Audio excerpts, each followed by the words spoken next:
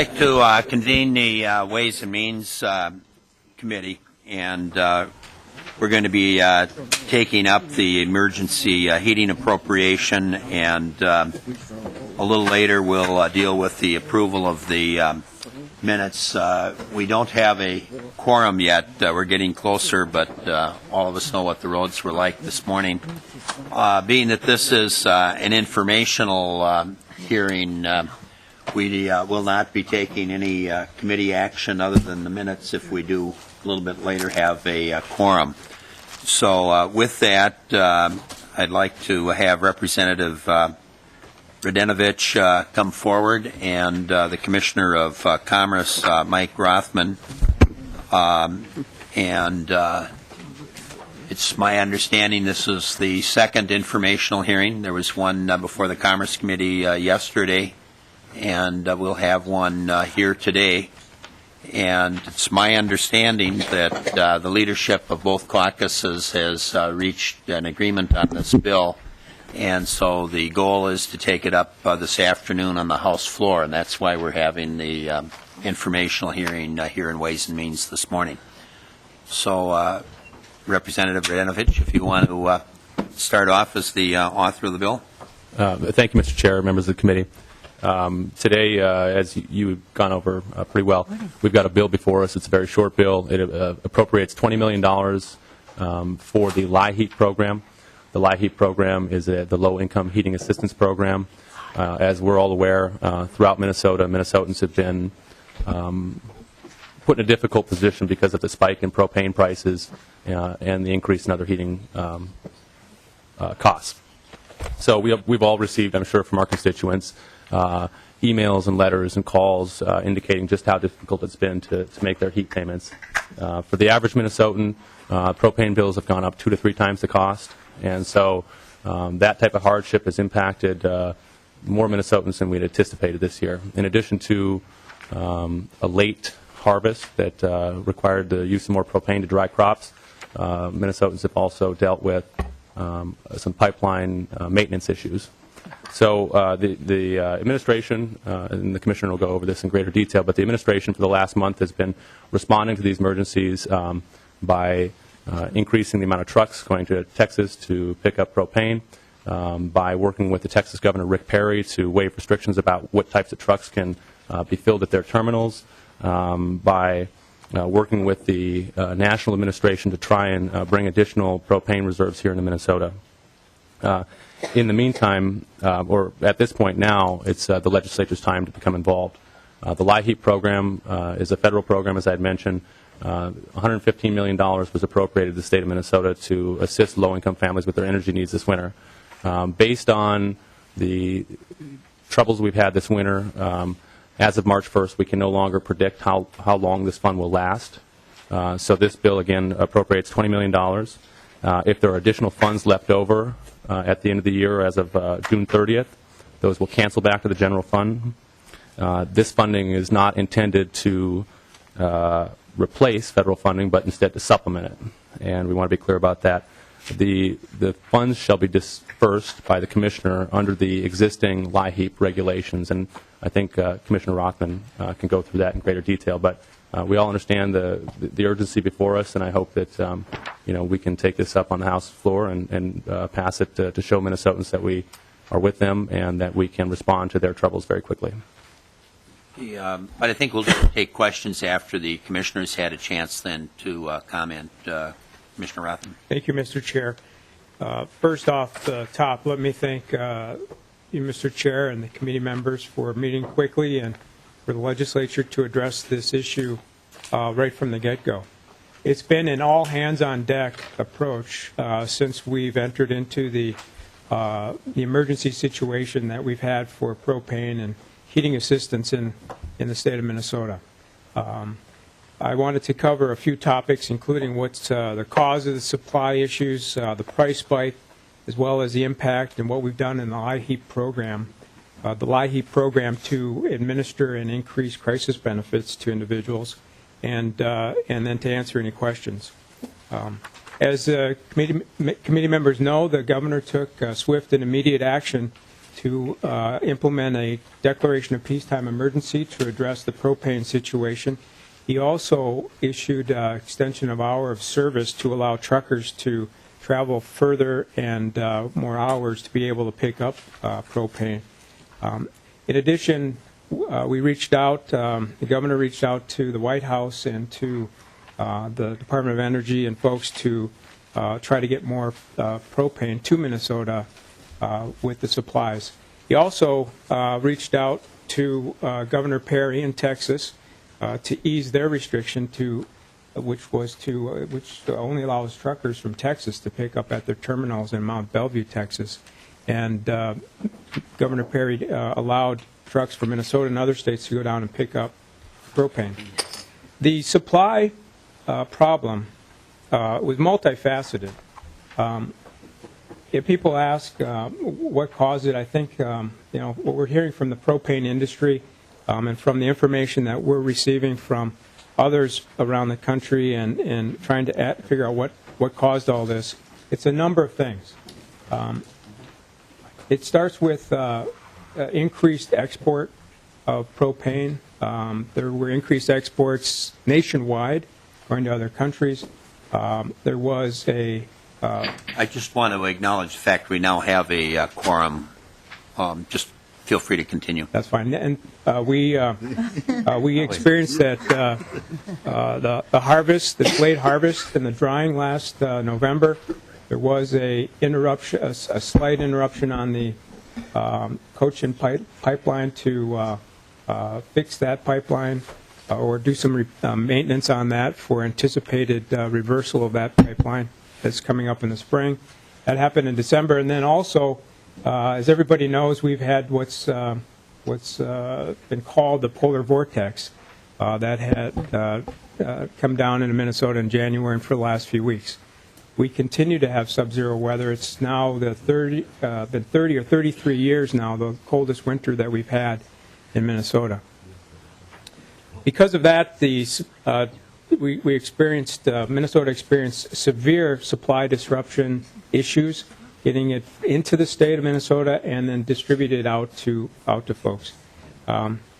With a lot of these emergency actions that were taken, the supply was brought into pipelines. It was brought into Minnesota. In the last few weeks, the supply issue has eased and stabilized. Prices, meanwhile, have stayed very high. Typically, if you go back, I think the price in October was somewhere $1.60, $1.70 per gallon of propane. It spiked in January at $6.67 in some parts. For Minnesotans who use propane for heat in their small businesses, these prices just devastated individuals. People were running out. They continue to call our hotline, having run out or close to run out, which is 0 or 10% of the tank, and we've been triaging those issues on a daily basis. Prices have stabilized as a result of mostly the supply. We still have a current high of $3.89, which to fill a tank is still a lot of money for a lot of folks. In response to the emergency, specifically as to the LIHEAP program, here's what we did in order to address the crisis situation. The department, as you know, administers LIHEAP. The first action we took was to increase the crisis payment, which is typically a $500 payment people can apply for in addition to their regular payment, from $500 to $1,000, so that applicants can use that to pay for propane and heating oil. The next thing the step we took was when we were getting all these emergency calls from people who were, we get them on a Friday or whatever over the weekend saying we're out of propane. We realized that what was happening was that they were waiting too long to get their tanks filled, and we needed to get them propane at an earlier time. So we changed the eligibility requirement from waiting until the tank reached a 20% level to increase that to 30% so people could get propane sooner rather than later. That was also to ease the delivery and the delay time so that we could get the money out and to get people the propane as soon as possible. The next emergency step that we took was we found that many people, many people, hundreds of folks who were unable to qualify or eligible for the low-income heating assistance were still calling our pipeline, or the hotline, excuse me, to get funding. And those people had nowhere to go. So the governor took the action to increase the low-income heating assistance eligibility requirement from 50% of the state median income to 60% of the state median income. It means an additional 120,000 households immediately became newly eligible for heating assistance, and this applies to all sources of heating. So that's electricity, natural gas, propane, and then we expect that based on data, historical information, that this will roughly equate to 30 to 40,000 more Minnesotans who will seek funds this year through the LIHEAP program. With these program changes and the demands on LIHEAP, Representative Radinovich did indicate, that there has been an increased demand. Currently, we have approximately 23,000 additional Minnesotans who have submitted applications, are in the process of having them. That's a number that we pick up. It increases. I have to say, Mr. Chair and committee members, that we're in a very volatile situation. Our numbers, based on last week, the week before, 3 weeks, even before that, they go up and down, and it all depends on the weather. It depends on people's situation, and we feel right now that the urgency is imperative that we get these funds as soon as possible. The last thing I wanted to touch on was to give you a sense of the state hotline. We opened that on January 30th. It's the State Emergency Operations Center that's housed out of HSEM over at the Department of Public Safety. The Department of Commerce staffed those calls with both our consumer response team and our LIHEAP staff. We received 3,400 calls, and of those calls, the types of calls that we're getting, roughly 50%, it's a 50-50 split. Half the callers call about the fact that they seek financial assistance, and the others are also seeking or talking about the complaints and the high prices. We opened up a system of triaging all of these calls. There were, just kind of aggregating the numbers here, somewhere between 150 to 200 calls where people were simply out, or we had to triage supply. And the way we do that is through our local service providers, as well through a voluntary and collaborative effort that we reached with Roger Leiter, the Propane Association Executive Director, where when we found out if somebody was out, we would make sure that somebody was out there filling the tank and doing what we could to make sure that nobody found themselves in a dire situation.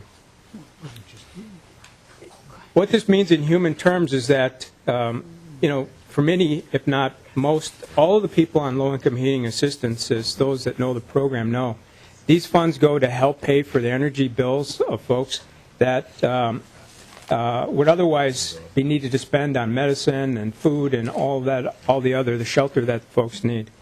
These are individuals who are on disability, or are disabled, There are also veterans. There's senior citizens and families, households with many children in them. And we have found that when we're getting these calls, many of the stories, as folks know, is that when they're run out of propane, they've had to rely on other sources. They've had to buy home or heaters, and the heaters are very dangerous, as many people know. There's even a story on the front page of today's paper about the dangers of using space heaters. So with all of that, we've done everything we can to increase supply. We've done everything we can to monitor and closely monitor the price. I've looked into the price I've got my staff looking at the price issues and the spike that occurred, and then as well doing everything we can humanly possible to help people get the propane that they need in the crisis. With that, Mr. Chair, I'd open it up if people, I'm sure there'll be some questions and happy to answer those. Okay, and what I'd like to, before we take questions, very quickly ask Mr. Marks, because he has a couple of people here that are observing. We have two new fiscal staff people that Mr. Marks wanted to introduce. Mr. Chair, members, yes, we have two new fiscal staff who, maybe you two could stand up, Ken Savory and Harriet Heinrichs. Ken is actually working on this issue. He's staffing the Commerce and the Higher Education Finance Committees. Harriet has Jobs and Economic Development and Housing. So they came on board a couple weeks ago. Well, welcome, and I think I can speak for the committee and say we all look forward to working with you. And with that, I think Representative Holberg indicated. Just to that point, the gentleman Representative David. working with Commerce is a graduate of the University of Maine, home of the mighty Black Bears. And do you have a cap? Not yet. We are really subtle around here. I just want you to understand. For people that may not know what that means, when the Capital Investment Committee at least has been on tour, each community that, especially if we're down in Representative David's district, he puts on a cap that reflects that community's nickname, so or sports team's nickname. With that, Representative Holberg. Thank you, Mr. Chair. And Representative Radinovich, can you tell me the authority that the governor used to change the eligibility percentage and double the dollar amount? Is that authority given to him under the Emergency Powers Act? Is it part of the program itself? Representative Radinovich. Yeah, Mr. Chair. Thank you, Representative Holberg. My understanding is that under the LIHEAP program, the federal guidelines establish that 60% is the maximum, 60% of the family median income is the maximum allowable percentage, so you could go anywhere up to that. Traditionally, Minnesota is set at 50%, so we can best target the assistance, but of course in this situation we've gone up. So the changes that were made were consistent with the federal guidelines. Well, but, Mr. Representative Chair, you didn't exactly answer my question. I'm trying to figure out if, usually we direct these programs with legislative standards. We had 50%. The governor, it says in the background information, used his executive power, and I'm just wondering if that's given to him under the LIHEAP program or the declaring an emergency statute. Mr. Chair, Representative Holberg, that's given to him under the LIHEAP program. Okay, and if I might, Representative Holberg. is that a temporary increase to address this, or has this change been now made permanent? Representative Radinovich. Mr. Chair, Representative Holberg, that's a temporary change to address the current situation across Minnesota. All right, thank you. Any other questions of the author or the commissioner? Representative Hausman. Thank you, Mr. Chair. This has nothing to do with this particular issue, but because we're on the subject of a cold winter and the problems of people dealing with it, I thought at least we should acknowledge the deaths of 5 children in Minneapolis, and this morning's paper talked about the fact that was caused by a space heater that ran for days. And what that suggests to me is there was not other sufficient heating in that house. And so, I think a state like ours, really, we should always be thinking about what are the issues that we, the broad issues that we ought to be concerned about in terms of health and life and safety in cold winters when whether housing or fuel or whatever is the crisis. But it has nothing to do with this except the headline in the newspaper points to. That's an important point, and the commissioner did happen to comment that people began using alternative forms of heat, and he did reference the article in this morning's paper that as an example of the risk when you use alternative forms of heat. Commissioner, did you want to comment further? Just one, I do want to say that when we get the hotline calls, these are people calling in fear and desperation, largely because of these situations. And every call we answered and tried to help people with either getting assistance and make sure they got supplies and not delays. Those were the concerns that we had.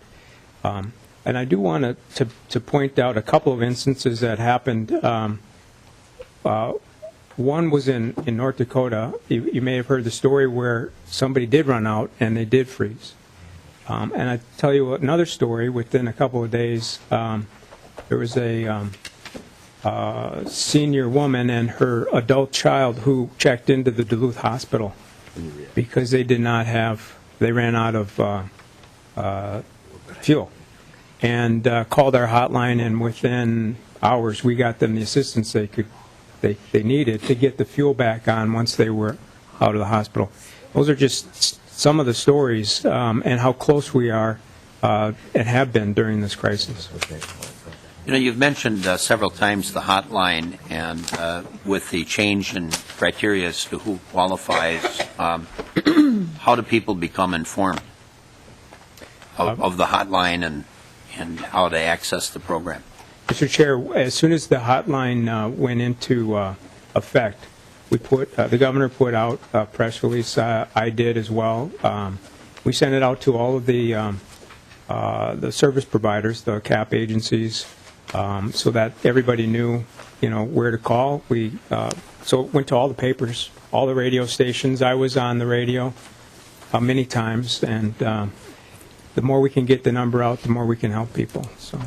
And let's see, Representative Nornis is next. Thank you, Mr. Chair. I think this caught people by surprise because it was so reasonable last fall. I personally have propane, and I think it paid $1.49, I think, a gallon. And all of a sudden, it balloons up to $6 at one time in some places. I guess the question I've got is, does the department have any projections as to whether these same situations could occur, or will it be, you can't predict the weather, but is the supply issue going to be settled so next winter we don't have this situation? No way to know? Commissioner Rothman. Mr. Chair, Representative, we're in a touch-and-go situation now, and we will be in a touch-and-go situation through the rest of this winter. The long-term issues for Minnesota supply of propane include the situation where the Cochin pipeline, the one that comes down from Canada, and delivers about 40% of the state's propane supply, it has for years, is planned to be reversed and used for a different use rather than propane. So Minnesota stands to lose in April is the time frame, 40% of its propane pipeline supply. And the governor called a meeting in December. The governor had one January 20, something like that, with all the stakeholders. And the conversations continue as to how to solve that problem. Our view is that we're asking industry and folks to look at this. It's all hands on deck now. It's going to be all hands on deck as we go forward to be able to supplement that supply in some fashion or another. If it's not the pipeline, it's got to be through railroad. It's got to be through trucks. It's got to be through alternative means coming up from the pipeline from the south. It's going to be an issue that we need to deal with, and so I would just say we all need to be working on it. Why wouldn't we? Yeah, but Okay, and Representative McNamara. Thank you, Mr. Chair. Commissioner Rothman, my questions center around your hotline and how they're reacting, especially when people talk about using temporary heat. As you know, we are nation leading in our requirement of fire and CO detectors. How experienced are your operators in communicating with those folks about what current law is and about their availability if they don't know if they have working alarms, especially if they're in rental units, working with their landlord, and or are they aware of the programs that local fire departments have so that we can minimize bad outcomes? Commissioner? Mr. Chair and Representative McNamara, the state hotline is operationally centered over at the state's State Emergency Operations Center, which is the anytime a peacetime emergency happens. It has access to all local law enforcement. It has access to all the emergency shelters, all of the situations that could come up like that. And the information is available. The staff that we have over there quickly trained up on everything from live heap to how to get propane, emergency situations, talking to people about the issues with using space heaters and alternative sources. So we do have that information available to folks so that we can help with that and to avoid those situations. We've been, I guess the main focus has been saying, we're trying not to encourage the alternative uses if we can get them propane or if we can get them natural gas so that they stay safe. Thank you, Mr. Chair. Commissioner Rothman, I'm specifically interested when people say they're using temporary heat, the operators, how experienced are they in asking them specifically, do they have CO detectors? Do they know if they're operational, and do they have the ability to find that out? Mr. Chair, Representative McNamara, I'll check. A call like that hasn't come to my attention, but as I was indicating, that information is available to the center to be able to provide it if a question comes up like that. Thank you, Mr. Chair, and Commissioner Rothman. Thank you. You mentioned specifically, and I appreciate that, telling them the dangers of the temporary situation, and I would like if you would get back to the chair on just that those folks are skilled in that ability to let those folks know, because unfortunately we find out all too often that folks may have detectors, but they're not operational. So thank you. Okay, Representative Detmer. Thank you, Mr. Chair, and Commissioner Rothman. You know, in 2012, 2013, you served about 147,000 households at a cost of $109 million. Now, $99 million of that was from the federal government. How is it that the commissioner requests funding from the federal government, or is this just here's your money and take it, leave it, or how does that work? Mr. Chair and Representative, the federal government, in essence, once a year gives an initial allocation of funding, which is an estimate of particular needs. It varies from year to year. Sometimes it's one allocation, sometimes it's two, sometimes it's more, and it depends on the federal government's ability to provide those funds and the issues. So this year we received a second allocation of $15 million on top of the original 99, and that it's really whether or not the federal government has the funds to provide it any more or additional funds for the program. And Mr. Chair and Commissioner, so are we saying that this $20 million is enough to meet the crisis that we're in right now? Mr. Chair and Representative, based on our estimation, this is a conservative estimate. Again, it's volatile. It's based on the historical information that we've had without adding the crisis changes that we did to the program. And then we've made an estimate of additional 30,000 to 40,000 people because of the expansion to the 60% of SMI. And so based on those calculations, this is a conservative estimate to fill the gap between running out of money and through May 31st of this year. Representative Detmer. Thank you, Mr. Chair. Representative Clark. Mr. Chairman, Commissioner, you mentioned the price going in January from 160 to some other number, which I didn't hear, and then today it's at 385. And I think you said that even with increased volume, there was no drop in the price for a time. So we're talking about a totally unregulated industry here. That's a question, are we? Commissioner. Yeah, Mr. Chair, Representative, the propane industry is unregulated. unlike natural gas and electricity where it is regulated, and we do have rate regulation, propane is not. If there's regulations, it's safety regulation. And some states have price restraints in place, regulations. And Minnesota has some authority under LIHEAP to make sure there's no discrimination and other things. So that's why I've been closely monitoring those kinds of issues. And at the same time, any deceptiveness. And to that extent, we've been trying our best to keep a close eye on the spiking. And I did send a letter to the industry asking them to be very wary and that we would be keeping a close eye on the propane prices.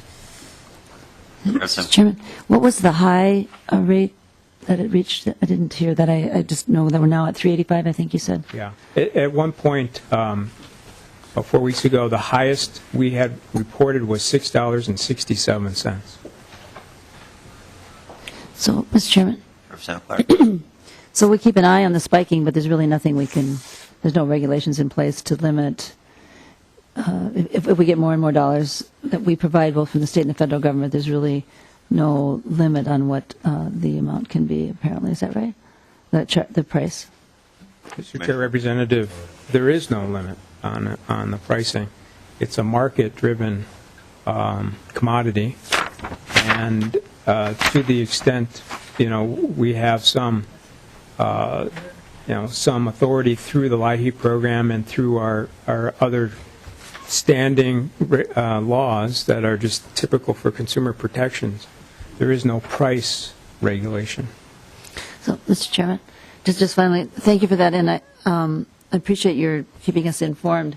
I would be interested in what other states might have done to have some sort of restraint. I don't know. I mean, that's not in this bill. I totally support this bill. I think it's so needed. It's such an important issue right now, both economically and humanitarianly and everything. But I just would be interested to know how we might look at it in the future, some sort of way to, regulate these prices or keep them reasonable if we, get into crises again. Thank you. Representative Enzel. Thank you, Mr. Chair. Does the LIHEAP program or the state supplemental program allow propane suppliers to ration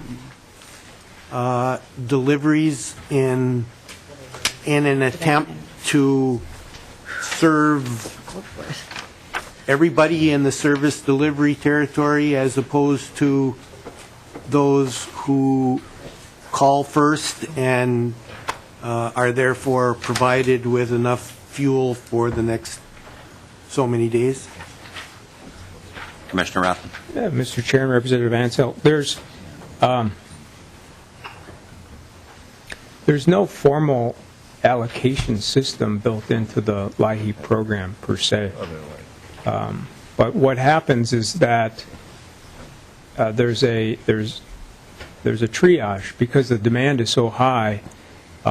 It's pretty much everybody for themselves. When they call to the providers in your area, what will happen is there'll be a story of someone getting a delay, some folks getting it delivered based on cash only. There will be contracts in place, as you know, and there's balancing it out. So what happens is that through the providers, and we added the hotline this year, we triaged supply, we triaged the assistance so that we could get people the minimum fills without delay, over cold weekends. If you remember the really sub-zero weather, so that they'd at least get a fill on a Saturday or Friday to be able to make it the weekend. Similar things are happening as we speak. Follow up, Mr. Representative Ansel. Well, thank you for that response. The reason, or a reason why what we have before us here in Representative Radinovich's legislation is so critical is propane suppliers in rural northern Minnesota are literally going 24/7 to provide all of the residences in their service delivery territory, their customers, with enough. And literally, it's enough to last a week when it's 25 below zero. So I was just wondering about the rationing, not that I think rationing is necessary, so that everybody has enough to get through the next period. But anyway, thank you for your response. Okay, any other questions? Representative Clark. Mr. Chairman, I'm not sure if I missed this in the earlier presentation. Are small businesses eligible to the small businesses that require propane? Or this is strictly residential at this point? Mr. Chair, Representative Clark, it's residential. The small businesses don't, not through the low-income heating assistance program. Mr. Chair, Representative Clark, because small businesses have been hit, and actually many that are completely dependent on propane. I can think of some that have called in seeking assistance. Administration looked for ways in which we could try to help small businesses, but there's very limited resources available for the use of it in the propane situation. So, for example, we explored the SBA program to see if there might be ways in which the eligibility of those funds might be done. But we can follow up with you to if there's details and all that. But we did try to look for assistance for small businesses as well. Thank you.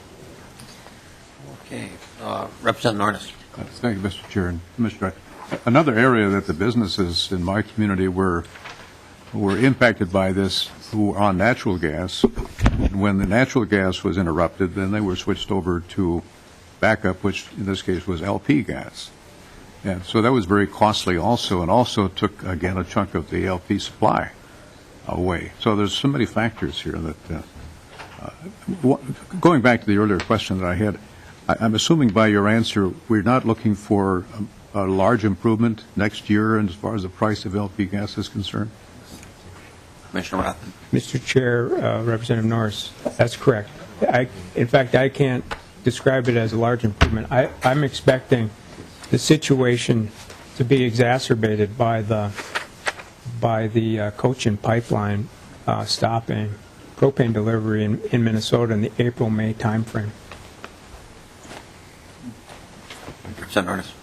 Okay, any other questions? Okay, well, as I mentioned at the beginning of the hearing, this is informational. The leadership of the House and Senate, all four caucuses, have reached an agreement on the bill. So it will be taken up on the House floor, and our purpose this morning was to become better informed about the issue. So I want to thank you, Commissioner Rothman, and then we'll be hearing from Representative Radinovich on the House floor when the bill is presented. So thank you both. We do have the minutes from the December 6th meeting. Representative Ansel, have you had a chance to take a look at them? Yes, I have, and I moved. Okay, the motion is before us. Any discussion? Seeing none, then all those in favor signify by saying aye. Aye. I'm sorry. Opposed? Motion carried. We will next meet, or by the way of announcement, and this has gone out earlier, Ms. Conley gave notice, but just as a reminder, the forecast will come out on February the 28th, and we will be having a hearing on March 3rd dealing with the forecast, which is our regular committee time that Monday morning. So with that, there's no further business before the committee, and we're now adjourned.